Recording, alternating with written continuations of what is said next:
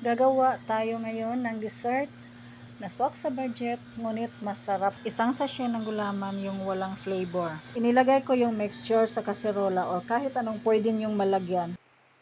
Then, add cornstarch. Mga 3 kutsara lang yung nilagay ko dito kasi may gulaman na ako. Then, add 3 mugs of water kasi wala akong sukatan, so mug na lang yung ginamit ko. Hindi yung malaking mug. Then, i-mix nating mabuti.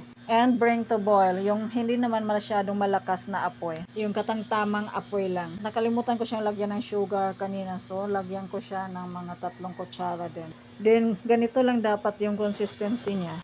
Malapot-lapot. Haluin lang ng mabuti, tapos ilagay na natin yung mga gatas. Condensed milk, 1 lata. Evaporated milk, 1 lata din. At saka all-purpose cream. Para creamy yung dessert natin. Then haluin ng mabuti at ilagay na ang ating slice na mangga. At saka haluin ng mabuti. Ito na siya guys, oh. Creamy. Then ilipat na natin siya sa mga lalagyan or kahit anong pwede nyong lagyan. Mas masarap din sana may grahams, kaso wala akong grahams.